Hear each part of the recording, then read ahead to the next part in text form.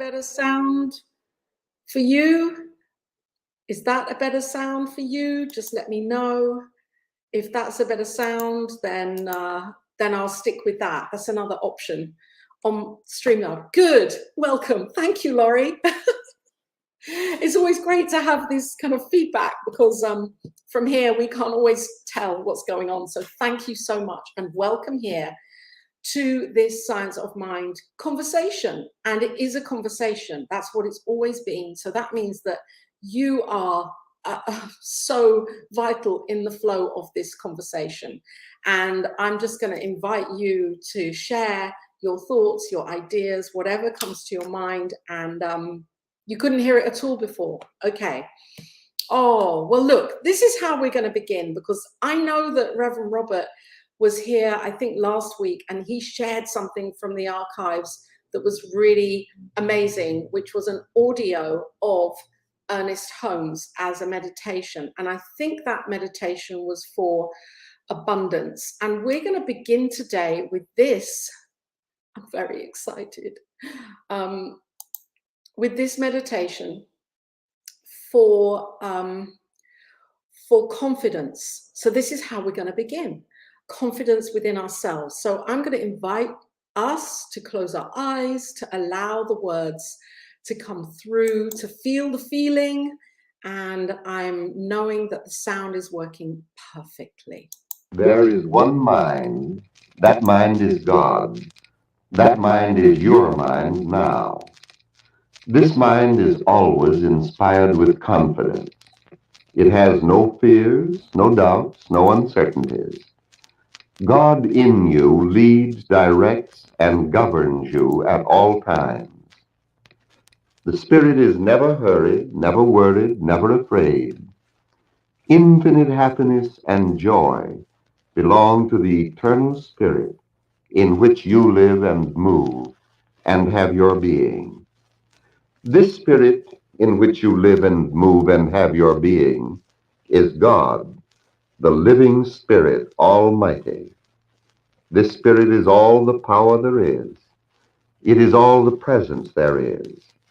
This Spirit is love, guidance, wise counsel, deep and abiding peace flowing through you and through everything. You are safe in this Spirit because you are one with it.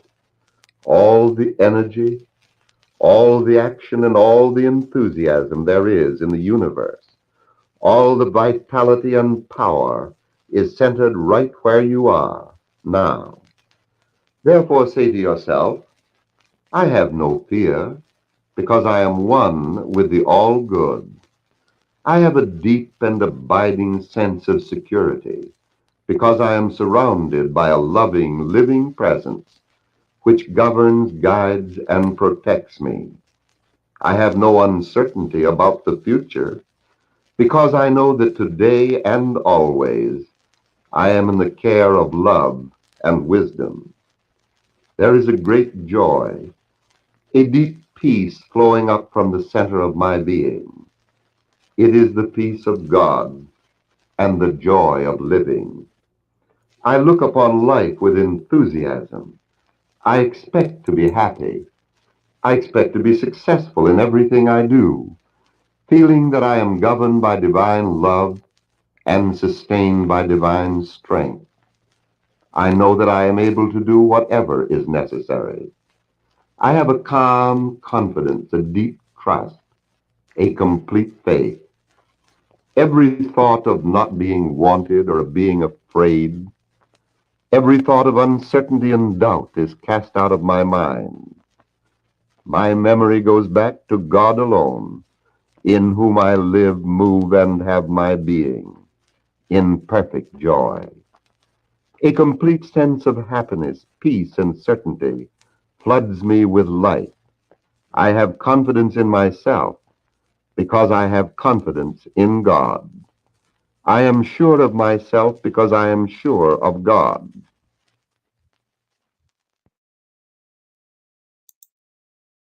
I am sure of myself because I am sure of God. And what I really love about this, hearing his voice, I mean, I've heard his voice many times, which I'm sure you have heard his voice. I'm not making an assumption, but you know, he's on YouTube, and so the videos are out there, and it's easy to access to hear Ernest Holmes. So I've heard Ernest Holmes many a time and tuned in. And listening to this as I was preparing for this broadcast today, I'm reminded that he's speaking to himself. And what is so wonderful when he says midway, tell yourself this. And he goes into, you know, some kind of mantra, a beautiful mantra, an affirmation and realization. We're in the realization phase there. Tell yourself, realize it for yourself. And then he stays with the I am this, I am that, I am confident. I know that there is only one power presence working in, as and through me. I am the divine instrument of the divine. You know, he's going into this in so much detail. And he calls this a meditation. These are meditations. They're on the archives. They're on, you know, they're on the Science of Mind archives, which we can all access this through the archives. Some of these tools are free. Some of these things are, you know, included in their membership, which is a really, really reasonable membership.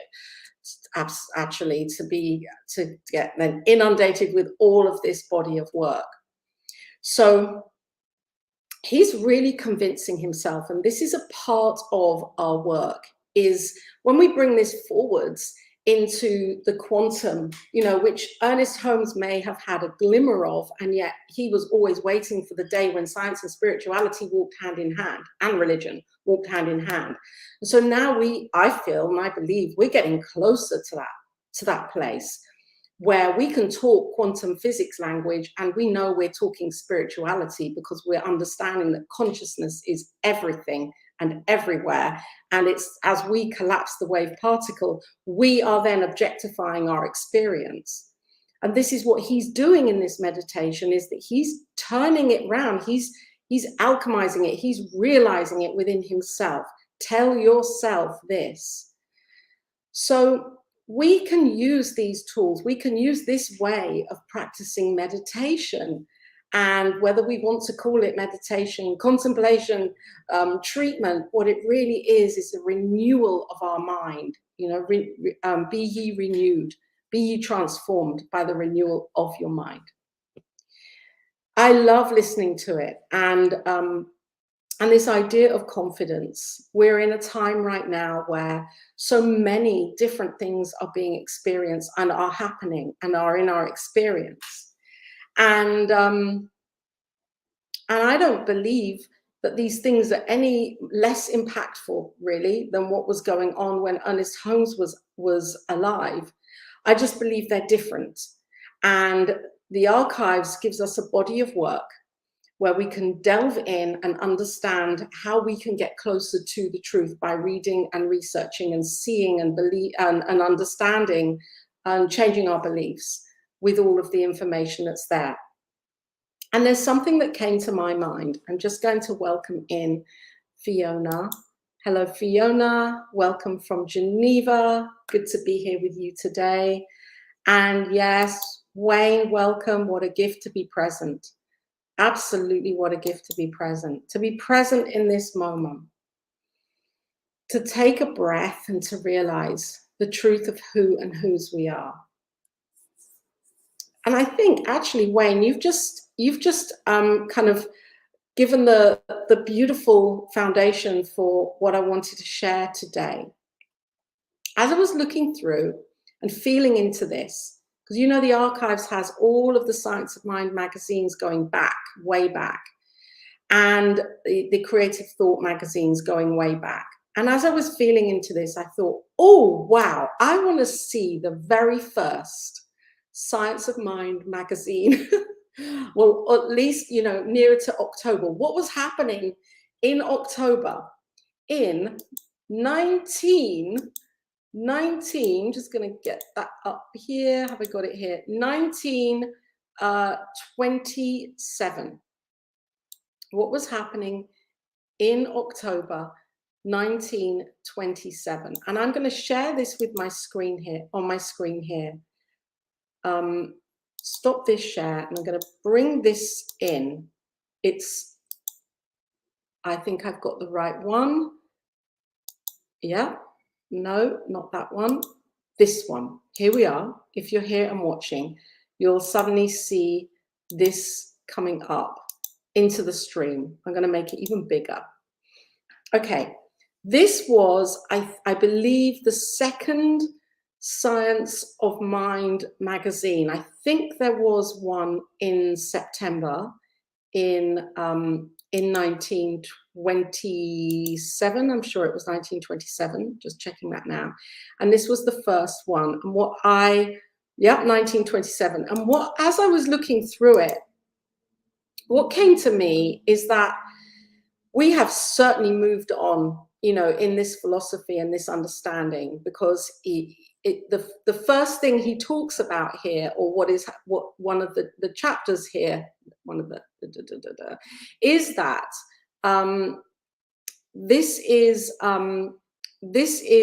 not religious, although we are not to treat it irreligiously. So we accept that that God is here in everything, and these teachings show us how we can connect with our connection. This is such an amazing magazine. I know there were so many magazines and publications going on around that time. I mean, spiritual teachers and leaders, this was their way of bringing the word into the public arena. It was, let's have a magazine, let's create a periodical, let's have a way of sharing these teachings and this written word in a way that it can just be transmitted out through text in the printed domain. And so here we have this very first, or one of the very first, volume 1, number 1, October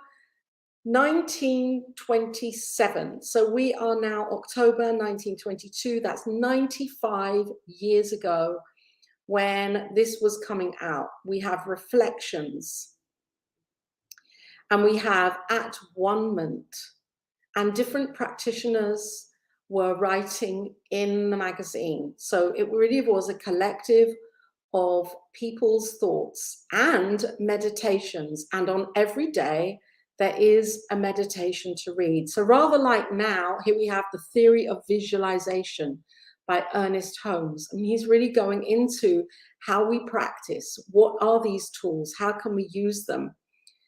And meditation, again, another meditation for every single day. And this really was the basis of the magazine. And I'm going to come to the meditation for today, 1927, which, what I really, really love about this, as I was looking at it, I was kind of like really thinking, yes, I hope it's a Saturday. And it's a Saturday. 1927, October the 29th, in 1927, was a Saturday, 95 years ago. Here we are in real time, 95 years later, and I'm going to read to you what was printed in the magazine for this day. Are you ready? Let's get this out. So you can close your eyes if you like. We can treat this as a meditation right now. And I'm also then going to have a pause after it, and I'm going to read the piece of text that's written afterwards called Happiness, which I think relates to confidence, definitely. And this kind of veers into the Sunday as well. So let's be in this moment right now. Let's be present. And let's hear Ernest Holmes' words for Saturday, October the 29th, 1927. And I'm inviting you, if you'd like to close your eyes and be here now and just allow the words to wash into your heart, to wash over. So meditation for Saturday, October the 29th, 1927. There is neither sin nor sinner. God does not condemn, and I will not. The Oak and the Leaves by Helen Van Slyke. A mighty oak on the hillside grew, a monarch among trees. In winter it knew the voice of the storm, and in June the hum of the bees.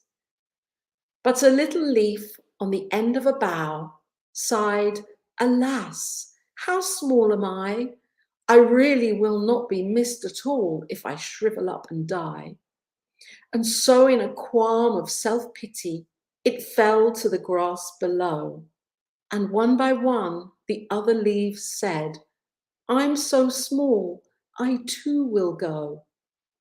But as they rested on the ground, a sad sight met their eye, for the oak they had thought so mighty was surely beginning to die. And so the leaves held a convention and said, "It is plain to see that we really are very important to the life of that great big tree." And straight away they charted a south wind, and back to their places they stole, having learned one of life's greatest lessons, that each is a part of the whole.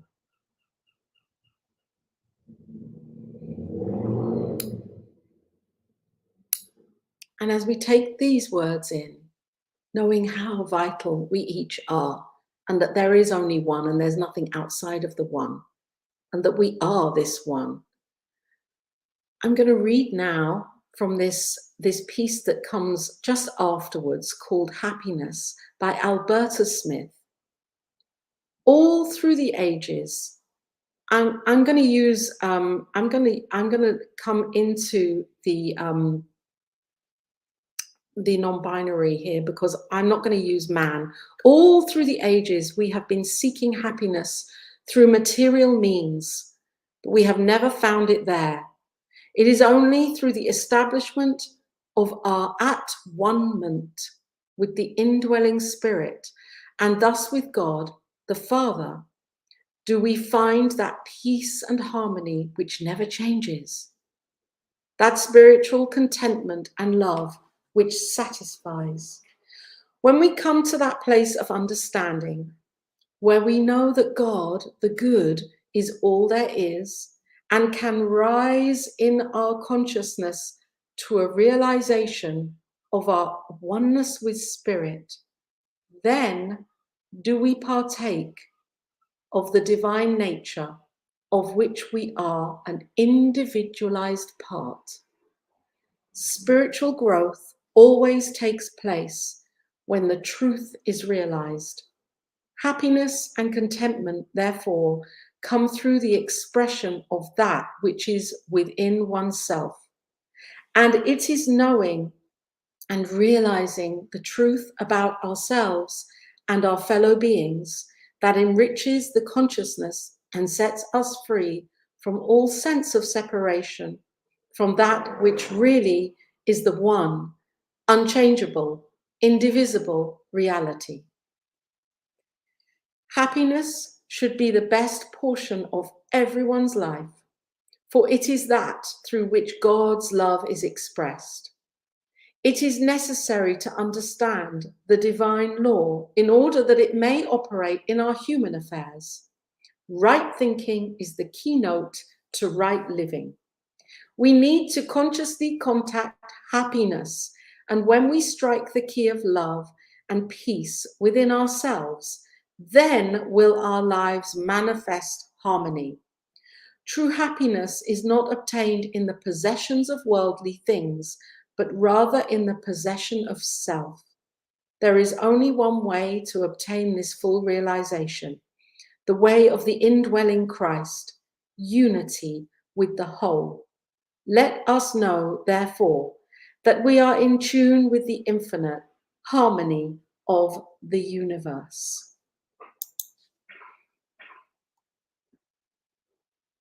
Oh, I'm I'm just feeling I love it that that's today's reading from 1927. I just love it. Oh, let's have a chat about this. Yes, so beautiful. We are each part of the whole, isn't it? Just so beautiful, Laurie, the way that he, or she, sorry, that she, that poem about the leaves, and whereas all the leaves thought that they weren't enough.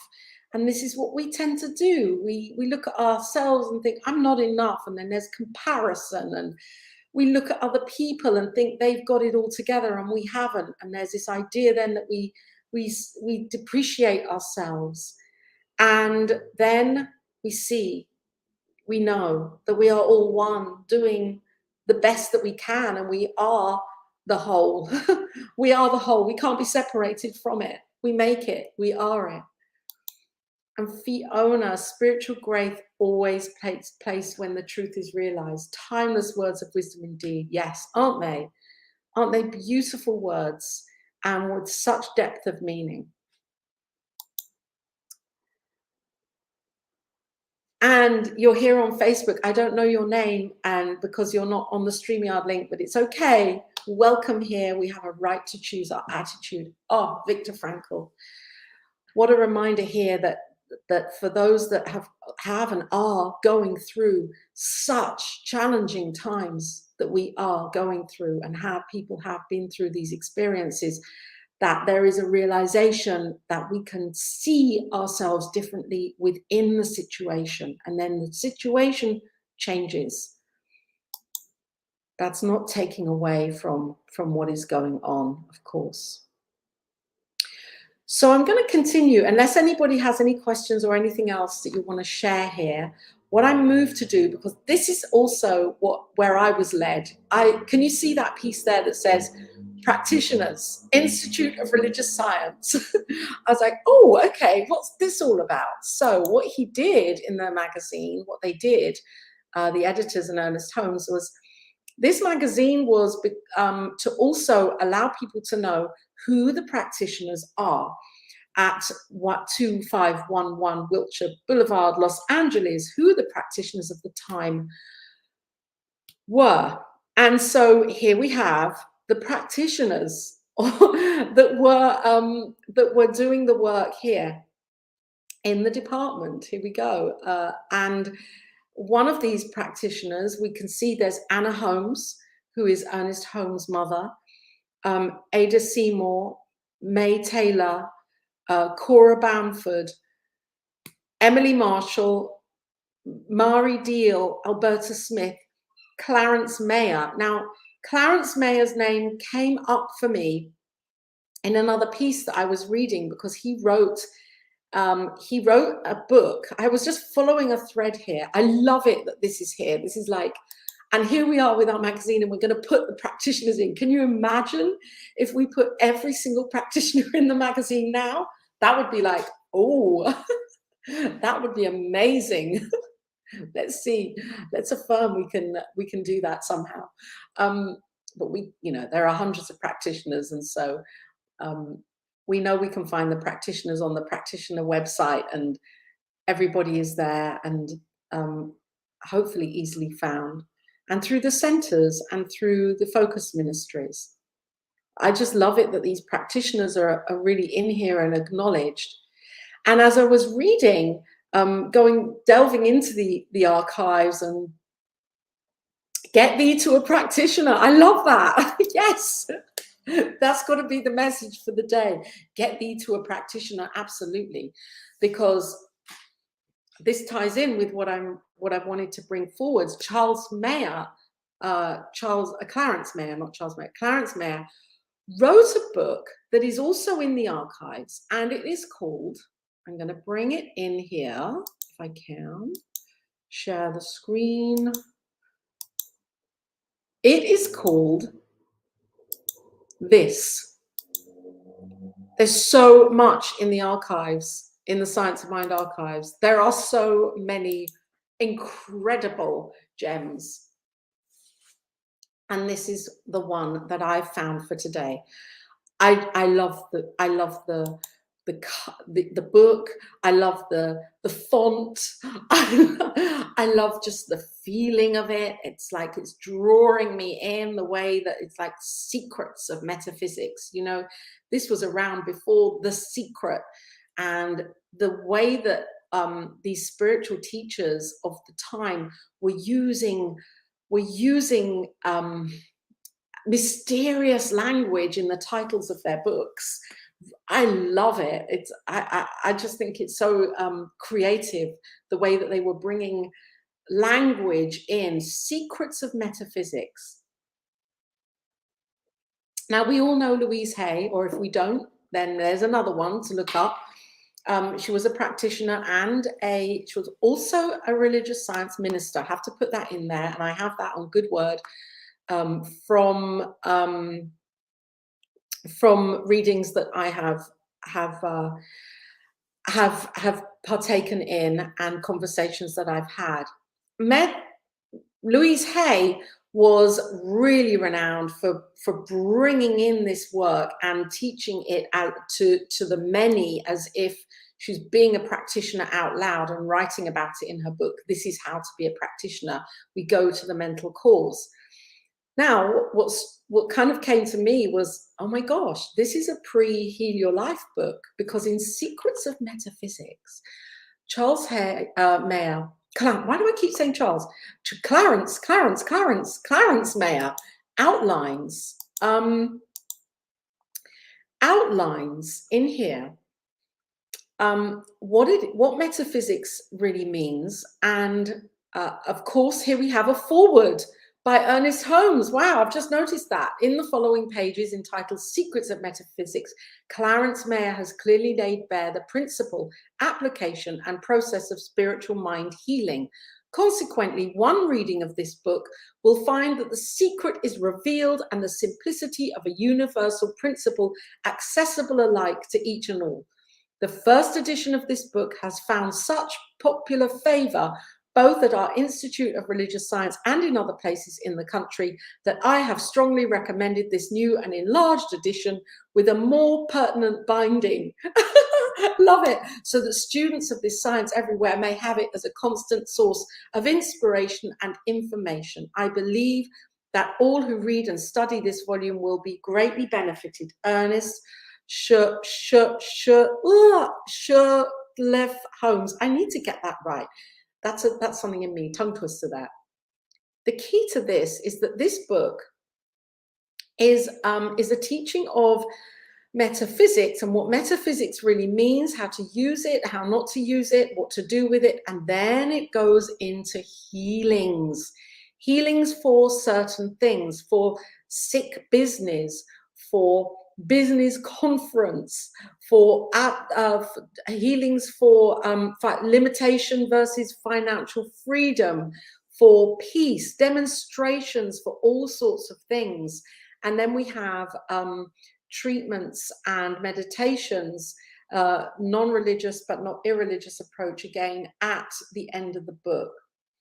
And metaphysics, it's like what that really got me to thinking is that metaphysics and mysticism are the two kind of, metaphysics and mysticism are like the two foundational pieces of these teachings. And for many come into New Thought through the idea of metaphysics. Many come into New Thought through the idea of mysticism. And although it's all one and the same, and we're all here, I mean, really intrigued and experiencing these teachings from either the love or the law, we either have been drawn in because we want to make a change in our lives. And so we're learning how to use these principles and how to use the creative law. And so there's the metaphysical side of how to actually put all of this into practice. And then there is the kind of the mystical, which Ernest Holmes came to later in his life, where he knew that that the metaphysical might be the draw of what pulls us into wanting to change our lives. I mean, it's written here on, on the book, the back cover, change your thinking, change your life. So it's like there's an implication here that we can change not only our life, but our material experience, what we're experiencing in the material world. So this is like a metaphysical draw in. This sounds enticing. And a lot of people at that time and now want to have a change. We want to see different ways of being prosperous. We want to know full vitality and health.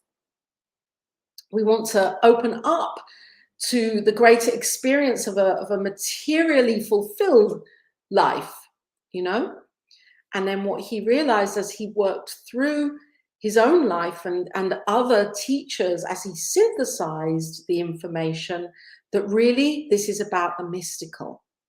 Ernest Holmes knew this was then really related to who I am and who I be, rather than what can I change. And then knowing who I be and who I am, we can then make that change. Or the change just happens. We don't even have to make it. Delete that bit, Laura. Direct contact, yes, with the spirit is illumination. You see, this is it. Direct contact with the spirit is illumination. So why I was intrigued with Clarence is because as I was reading through something in the Science of Mind archives about Clarence, he was a practitioner in the Los Angeles area, and at that time he felt very lonely.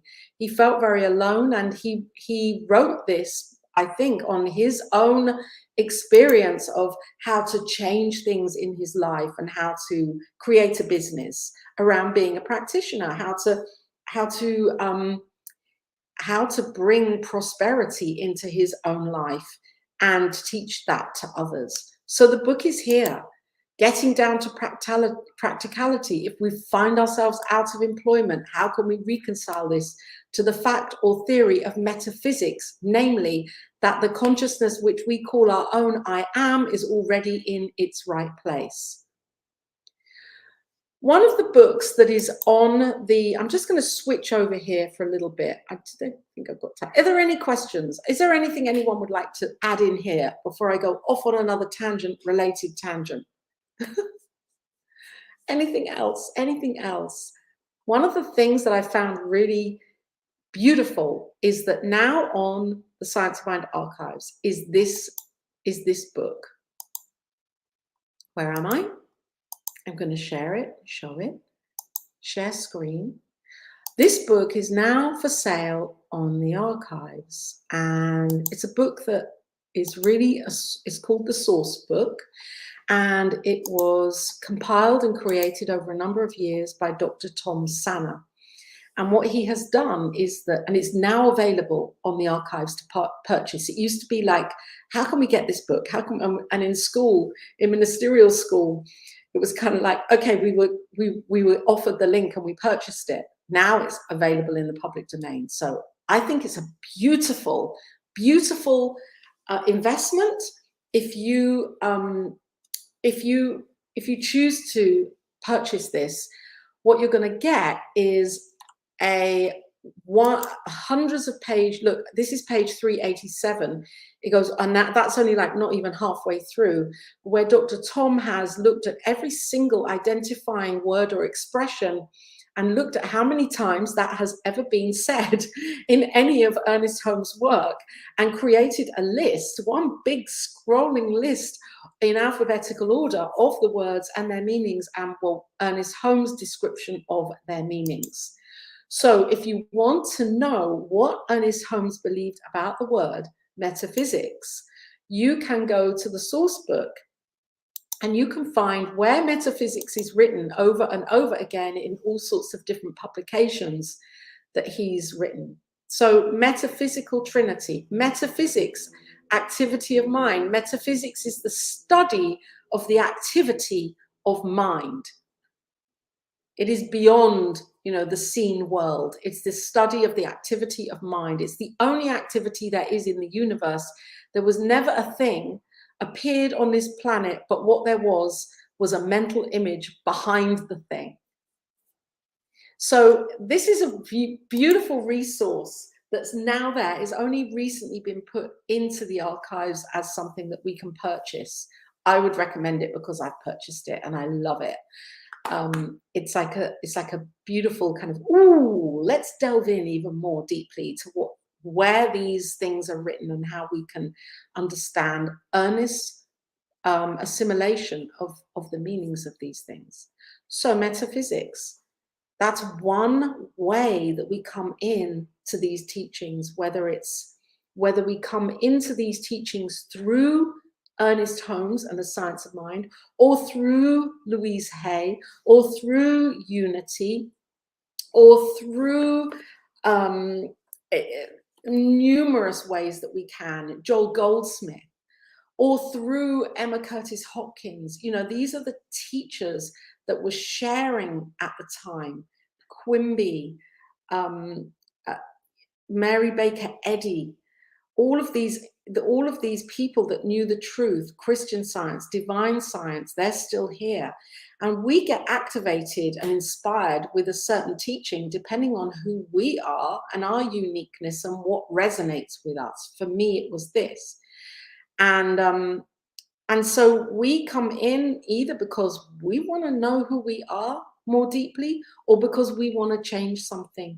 We want something to feel different for our lives in the outer world. And whatever reason we get inspired by these teachings, that's irrelevant. The thing is, once we start, then we unfold, and then we know the truth of who we are.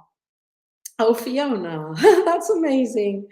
Then we know the truth of who we are. We start, delving in. There isn't a system. It's not like, I know there are classes, and we, do the classes because the classes are amazing. The classes open us up. The classes get us into conversation with ourselves and with others, and dialogue and questioning our beliefs. Yes, it's really powerful. And we can pick up a book, pick up the odd book, pick up, something, listen to a video, listen to a recording, whatever, and hear it audibly. The key is to know that whether we're in here because we want to have a different material experience, or whether we're in here because we want to open up to a deeper mystical experience, it's all the one and it's all okay. Clarence Mayer knew the mysticism and talked about the metaphysics. And I just want to share in here, as I go into here, let's go into mysticism. Let's just change tack a little bit and go down a few pages if I can. I've gone a bit too far into mysticism, and to see what to see what Ernest Holmes was saying about mysticism. He's got all sorts of topics in here. Yes, he talked about money. Definition of mysticism. Are we ready? Da, da, da, da. Mysticism is the experience of the fundamental unity of the universe, to commune with it, to experience the beneficence of its presence, and to recognize and understand the experience. So what he's saying and what he knew is that really we may be drawn in through metaphysics, and yet there is something else.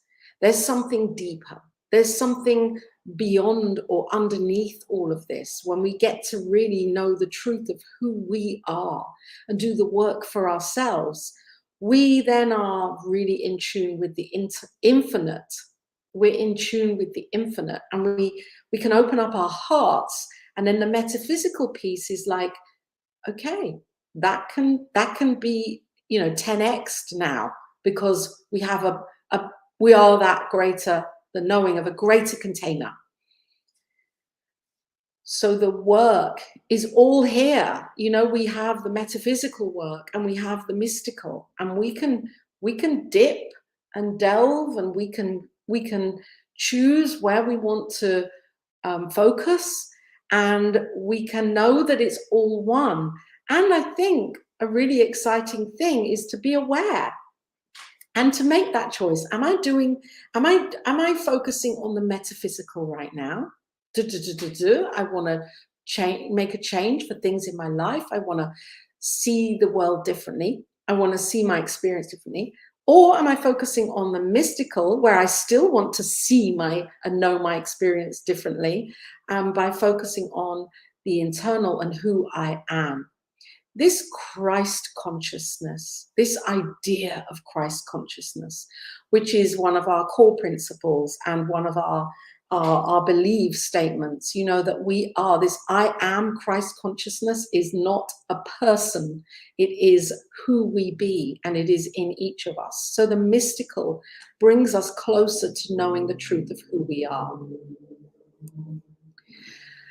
Ernest Holmes had an experience, and I'm just going to remove that now. He had a mystical experience, but it was much later on in his life, when he gave a talk at the Whitaker talk, I think it's called, and he talks about this experience here in. I'm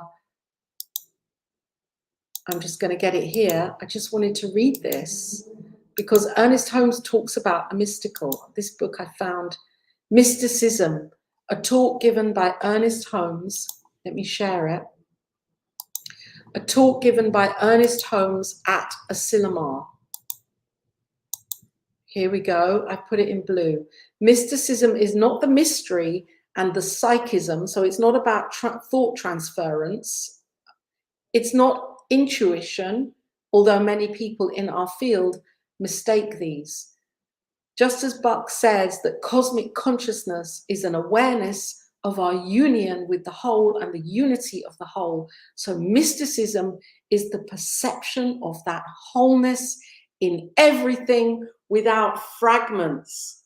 When we use reason without fragments, we would very closely approach the reasoning of the indivisible of the unit, because there's nothing unlike it with which to divide itself, and that which remains indivisible has to be a total unit. And being a unit and indivisible, that is what they call the perception of omnipresence. That's the kind of peace that, if you want to take a picture of that, Fiona, I'm going to make it bigger for you. That's the kind of piece that I think can be read over and over and over and over. It's like one of his paragraphs could be used for a month as a spiritual practice. One of these kind of understanding these paragraphs we could read them and just open up to an embodiment of what this really means. So mysticism isn't mystery, and mysticism, intuition is not psychism. Cosmic conscious is some degree of a perception of the unity of the whole. So oneness, this is what this really is truly all about. Knowing who we are, knowing that there is no separation from any of it, and that we're not divided against each other. So how do we use these teachings, just like those leaves, thinking that they're not enough? How can we then take all of this that I've just talked about and, this whole philosophy, how can we take all of this and kind of lift it and then place it onto what we're going through, what we're experiencing now in 2022? By knowing that we are one, we can use that knowing and delve into that and embody it when we see what we don't like seeing, when we hear what we don't like hearing, when we're witness to things that are happening in the world, in our countries, in our continents, that we don't like personally. We can turn to this, the omnipresence of the divine, individualizing itself as the one. We can use this as the foundation for how we be in the world. There were no differences when all of this was being created, when Ernest Holmes was piecing it all together, there was World War I, there was the Spanish flu, there was World War II. There may have been things that felt just as scary and just as frightening for people then as there are now, although we're experiencing it on a more kind of, it feels more blown up in a way that, you know, all these kind of impossible things might happen. But those thoughts were in the minds of people at that time in 1927. Those thoughts and those experiences that they'd experienced at that time, that was 10 years after the First World War. And those thoughts were still in the race consciousness, still in the mass consciousness. Fear and separation is not something that has never been there and it's just happening now. We can take responsibility by washing ourselves with these teachings, delving into the archives, looking at what was written then and saying, okay, it's okay. I can apply these teachings now, even down to what the conversation that we're having with our loved ones, with our children, with our parents, with our close friends and colleagues, that's with ourselves. Believe me, that's where it begins. So I'm now going to play the meditation that I played at the very beginning. Let's close out here. If there's anything that you want to add in here, then please just please share. I really would love it if there's something else you want to say, or if you have something dynamic you want to share, that would be amazing, amazing, amazing. And I'm going to come back to sharing the screen with the first meditation. If I've got it here, I will put it, yeah, I'm going to share again. Because I think this will be a really beautiful place to screen share. I know there's not a picture there, however, it doesn't matter. There we go. So if we're ready and willing, and harmony and abundance, beautiful. If we're willing and ready and would like to take these, if you'd really love to take these words again, and the conviction and the feeling around confidence, to be the beauty that you are, the leaves that we are on the tree that we are, it is all one. Let's take that after everything that I've shared here today. Let's take these words again into our hearts and really feel them in a new way. There is one mind. That mind is God. That mind is your mind now. This mind is always inspired with confidence. It has no fears, no doubts, no uncertainties. God in you leads, directs, and governs you at all times. The Spirit is never hurried, never worried, never afraid. Infinite happiness and joy belong to the eternal Spirit in which you live and move and have your being. This Spirit in which you live and move and have your being is God, the living Spirit Almighty. This Spirit is all the power there is. It is all the presence there is. This Spirit is love, guidance, wise counsel, deep and abiding peace flowing through you and through everything. You are safe in this Spirit because you are one with it. All the energy, all the action, and all the enthusiasm there is in the universe, all the vitality and power is centered right where you are now. Therefore say to yourself, I have no fear because I am one with the all-good. I have a deep and abiding sense of security because I am surrounded by a loving, living presence which governs, guides, and protects me. I have no uncertainty about the future because I know that today and always I am in the care of love and wisdom. There is a great joy, a deep peace flowing up from the center of my being. It is the peace of God and the joy of living. I look upon life with enthusiasm. I expect to be happy. I expect to be successful in everything I do, feeling that I am governed by divine love and sustained by divine strength. I know that I am able to do whatever is necessary. I have a calm confidence, a deep trust, a complete faith. Every thought of not being wanted or of being afraid, every thought of uncertainty and doubt is cast out of my mind. My memory goes back to God alone, in whom I live, move, and have my being, in perfect joy. A complete sense of happiness, peace, and certainty floods me with life. I have confidence in myself because I have confidence in God. I am sure of myself because I am sure of God.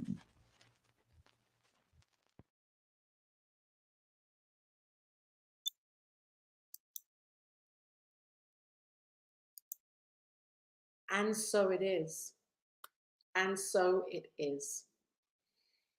And I'm grateful to be here right now and to have shared with you in this way. And New Thought Media Network is doing this every single week. We're here on Saturdays with this conversation series and highlighting Ernest Holmes and New Thought via the materials that are on the Science of Mind archives. So I'll just put a banner up here so that you can, Science of Mind archives, everything that I have shared today is on the archives. And if you are really interested and a spiritual detective and want to know more, then that's a great place to go to find what I've found and all sorts of other things, and to delve in yourself. There's the email, the website, and also let me just put this here. This is our website for our New Thought Media Network website, and you can click on the donate button, of course, if you love the vision and what the network is doing on a daily basis. Stay tuned in, stay with YouTube, because there you're going to find everything. Thank you, Fiona. Thank you, Fiona. Yes, what a great voice. Ernest Holmes. And great being with you here, Laurie. And so it is. And stay tuned in to New Thought Media Network, the place to be for all of this and more. Bye for now.